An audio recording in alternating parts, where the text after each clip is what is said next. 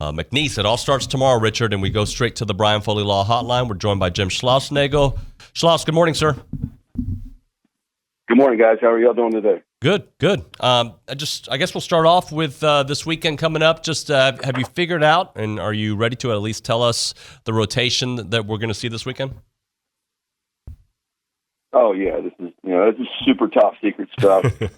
There's a lot of level of clearance, but Lucci, it is Billy Lucci's birthday today, right? That's right. Happy 50th, right? Are we allowed to say that? I was told that he was trying to keep it a secret, but I think he'll enjoy it. Yeah.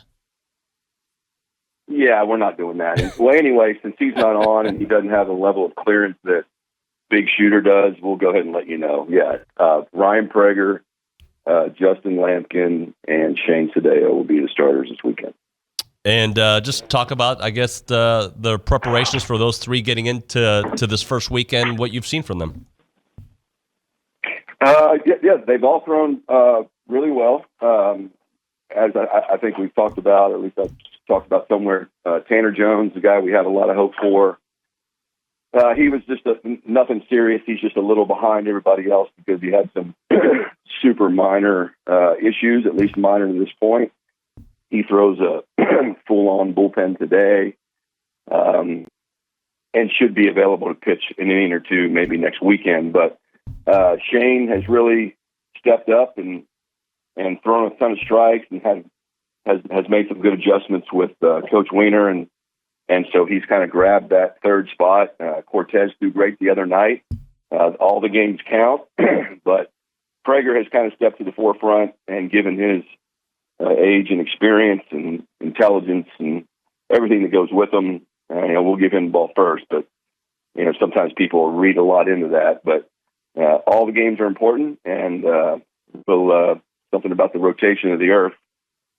Left-handers seem to get people out at a better rate than right-handers, so we'll see if that doesn't work for us. I know you mentioned Tanner earlier. Just is he somebody you think we'll be seeing here fairly soon, or we're just still a TBD with him?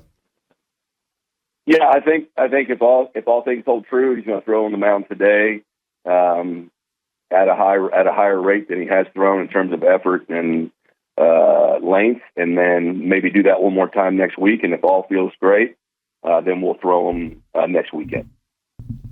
Talking to Jim Schlossnagle here on TexAgs Radio, presented by David Gardner's Jewelers. Weston Moss, I was talking to Bronny before the show today, and he didn't pitch in the fall, but obviously he's looked really good in the spring. How pleased are you with his growth, his development, and potentially his plan? Very pleased. Very pleased. He's in a group of really talented young pitchers. Weston has, he missed the fall, really underweight, really weak. Underdeveloped in the weight room, but throwing hard, which is frankly, that's a revenue for complete and total disaster when your body's moving that fast, but your arm and your shoulder and everything else isn't strong enough to maintain that. That's when a guy normally will blow out. So we shut him down, let him get stronger, get caught up. He's had some really good moments. He's had some solid moments in the spring. He's been throwing strikes. He's behind in terms of workload of those other freshman pitchers like Isaac Morton and Tolik, but he's as talented. So he's a bright spot for sure and a big part of our future. And we'll look to get him an appearance here and there.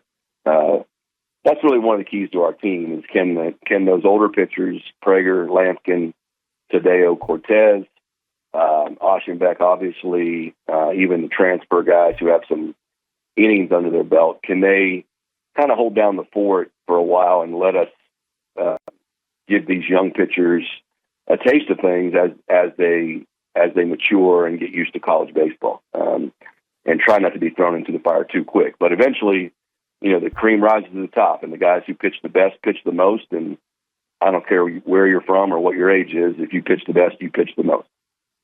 Talking about health of a pitcher, I'm curious to know about the health of the rest of the ball club. Obviously, on Tuesday's open practice, we saw there in that last inning, Gavin Grahovic got hit with a fastball on the left forearm. So how is he doing, and how's the overall health of the ball club ahead of opening day? Yeah. Those things are, as you're playing those inter-squad games right up close season, you just cringe.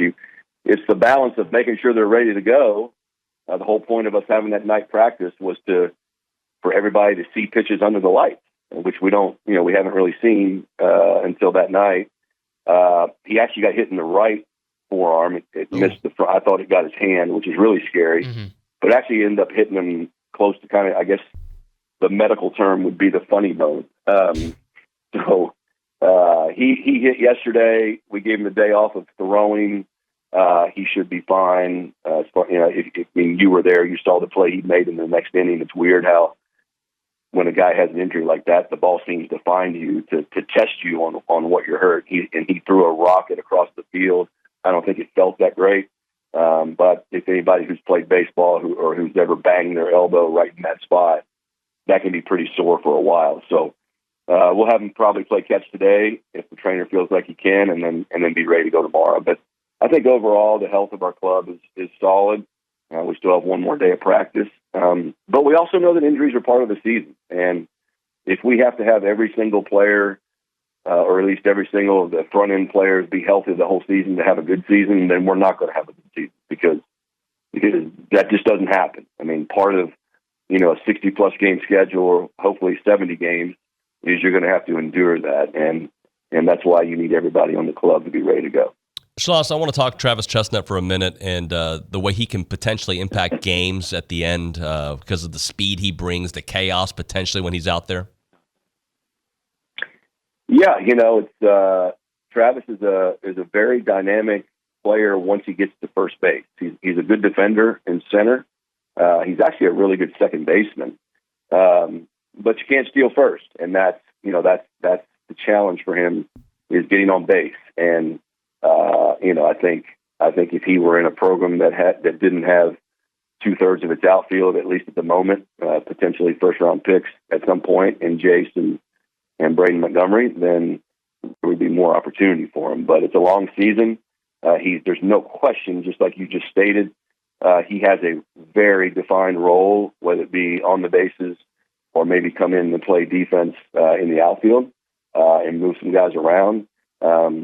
And then, again, anything can happen during the season. As we saw last year, first at bat of the year for Brett Minnick, he ends up, diving into first base and breaking his thumb, and every plan that we had for the season goes right out the door. And so, as a coach, I was talking to one of our biggest donors over the course of the week, and a super successful guy in business. And he said, as a CEO, the best CEOs he's ever been around are the guys that you're constantly thinking about what can go wrong and how are you going to react when it gets to that point, and what's your plan going to be. And I would describe that as me, not necessarily half full or half empty. It's just we know there's going to be adversity, and so when X happens, are we prepared with Y and Z? And the beauty of this team is I think there are some options when we hit those moments, and Travis would be one of those guys that brings a completely different element than really anybody else maybe in the country brings. From one outfielder to another, for the listeners out there, if you haven't caught the video of Hayden's shot being mic'd up at Tuesday's open practice, go check it out. It's hilarious. He brings something special to the table as well, and being inside the locker room and on the field.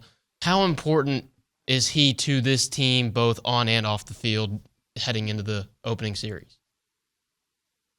I mean, well, on the field, he can hit. I mean, he has the ability to hit the ball out of the ballpark, but he's also got some Jack Moss in him where, some of the best hitters, I mean, the reason you hit 360s, 350, those guys that hit for a high average, or at least have a chance to hit for a high average, I'm not saying he's going to do that, but they use the whole field. They can take bad swings and still get hits, and because they're competitive and they stay in that bat, right? A bad hitter will hook a ball, and strike out. A good hitter will hook a ball, be completely out in front, for example, and then reset the at bat and be able to hit the ball the other way, right? That's the sign of a really good hitter, and we have more than one guy that can do that, and Hayden's one of those. So he's a really good. He can hit, but away from the field and his personality. He just what you said, he brings a lot to the table. What you see on that mic'd up video, that's not an act, that's real. He keeps, I wouldn't say he keeps everybody loose, but he keeps everybody in a good mood, including me, to be honest with you. He and I have some really good back and forth going on from time to time. He's not afraid to make fun of himself. He's very confident in his own skin.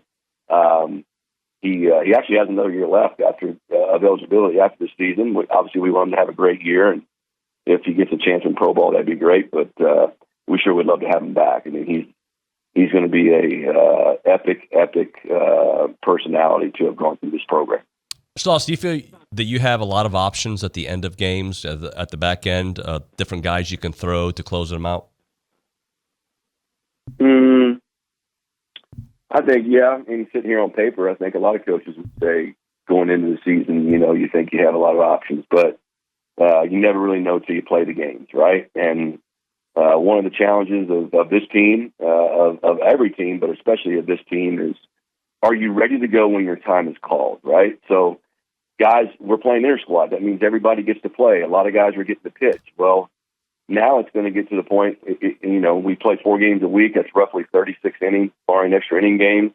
If you only get to pitch once a week or once every 2 weeks, are you ready to go when the time comes? And that's not easy, and in the lineup, there's going to be guys that are shuffled in and out because hey man, if you're not doing great, then we got to try something else. And there's also going to be players that we ride a little bit longer. And the same thing would be with the pitching staff. But to answer your question, yes, there are guys there at the end. I think Brock Peary, transfer from Arizona State, he's a unique guy that throws some underneath. He's going to be able to get a lot of different outs. I think Troy Wonstein can pitch at the end of games like he did for us last year. We have some freshmen. I'd rather not throw them out there with the game on the line for the very first or second time in their college career. But you can't deny their talent. Guys like Isaac Morton, Caden Wilson, people like that. Zane Badmiev, and then Peyton Smith is a very unique pitcher, transfer from DBU. But with the exception of Badmiev, those are all guys that are super inexperienced in Division I baseball. So yes, there are options, but we have to play the games to see who those guys are going to be. Speaking of all those options and guys needing to be ready to go when their number's called upon, someone who is seemingly always ready that you didn't mention was Evan Aschenbeck, and he was just named to the NCBWA Stopper of the Year preseason watch list. Given that you've got so many more options this year, what is the plan to utilize him, and how much of an impact pitcher will he be out of your bullpen? The best, I've said before, the best teams I've ever been on, they have what I would call all-time pitcher. Like when you're a kid and you're playing kickball, I know people still do that, or you're playing wiffle ball and you scream out, "I'm all-time pitcher." The best teams I've ever had, they have that guy. Jacob Palish was that for us my first year here. He could come in the 4th inning and get you 3 or 4 innings. He could close the game out to go to the College World Series. And Evan has done all of that. So ideally, what we'd like to be able to do is not have to use him as much, or when we do use him, it's maybe in a little bit shorter stints. The average start in the SEC last year, and that includes Paul Skeens, a generational pitcher, is 4 2/3 innings. Starting pitching, and sometimes I have to get over this in my own mind. The days of a guy going 6, 7, 8 innings, they just don't happen. The players are too good. The analytics are available. It's just really, really tough. And most young pitchers today, amateur pitchers, they throw harder, but they don't throw enough strikes. So therefore, they throw more pitches in a shorter amount of time, and they can't get through 5 or 6 innings. So that's where a guy like Aschenbeck comes in. Badmiev is a strike thrower from the right side that I think could give us a little bit of length, not as much as Evan. But Evan has extreme value. He could start a game if we had to do it, but his best value is going to be, picking somebody up in the middle of the game. And if he's fresh and ready, then obviously he's incredibly trusted. So if I had to get 3 outs in the 9th right now to go to the College World Series, Aschenbeck would be at or near the top of that list. Talking to Jim Schlossnagle here on the Brian Foley Law Hotline, TexAgs Radio. Let's talk about McNeese and some of the challenges they may present this weekend. Yeah, they have 2 really good returning left-handed hitters, a guy named Duhan and a guy named Hex. that are super talented. They bunt, put a lot of pressure on you with that. Hex can hit the ball in the ballpark. Outside of that, they have a lot of new guys. And their head coach, Justin Hill, really knows how to play winning baseball. This team won more than 35 games last year.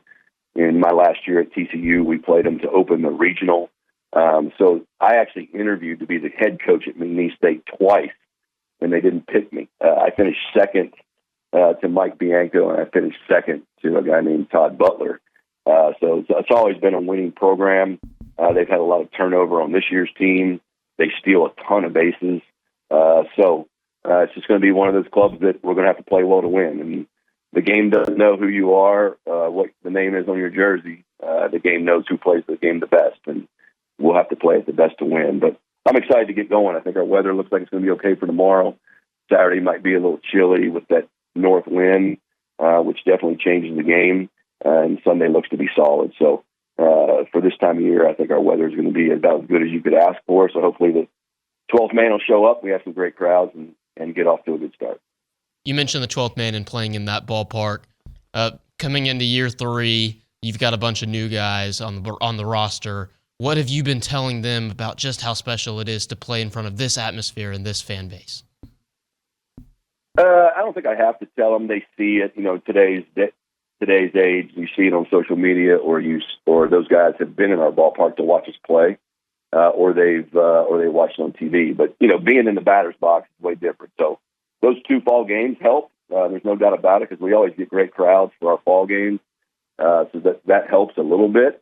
I think you were there you've been there a few times when I'm pumping crowd noise through the sound system to try and speed up their heart rate and try to make it more game-like. But it's never like the real games, and that's why we just have to get in the games. And a guy like Gavin Grahovic, who's super talented, his heart rate's going to be sped up. Lavalette was talking to me yesterday about it. He's like, yeah, man, I still get sped up, but I thought I knew what I was, getting into when I played my first game last year against Seattle University, but I never really knew. So we just got to play, and we're going to have to ride through the ups and downs of the season. But handling the crowd but being in front of your own crowd to start the season is obviously, I think, better than having to go on the road. So we'll see where it leads us. Schloss, thanks so much for your time. We'll talk to you here next week. All right. Appreciate you guys. Gig 'em.